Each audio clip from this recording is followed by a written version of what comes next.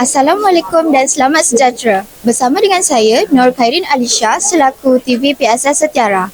Pada hari ini, saya akan melaporkan tentang majlis penutup Bulan Kebangsaan dan Bulan Bahasa pada sesi 2025.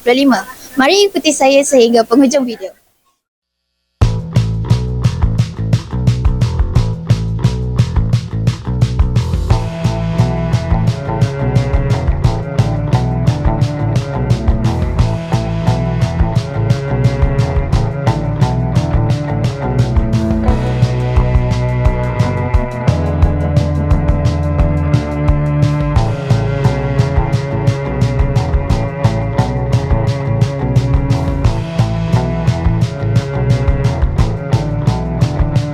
Di sebelah saya ialah Ustaz Arif.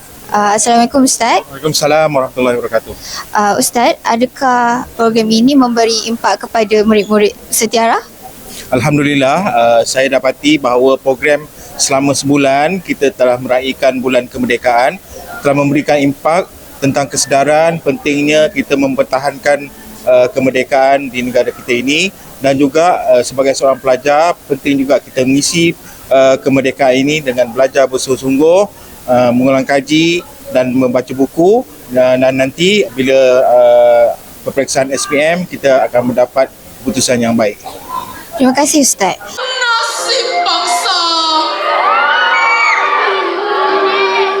aku anak merdeka, harapan nusa dan bangsa. Allahu Akbar, Allahu Akbar.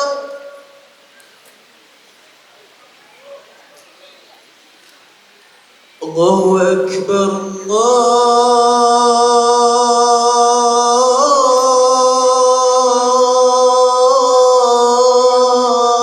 Akbar. Terima kasih Ustaz. Soalan yang kedua, ada tak kata-kata semangat kepada murid Setiara? Okay. Saya ingin mengucapkan kepada semua pelajar-pelajar, murid-murid Setiara Permai untuk belajar bersungguh-sungguh, berakhlak dengan akhlak yang baik dan sentiasa menjaga nama baik sekolah, dan ingin memajukan diri dan sekolah ke tahap yang lebih baik dan cemerlang. Terima kasih Ustaz.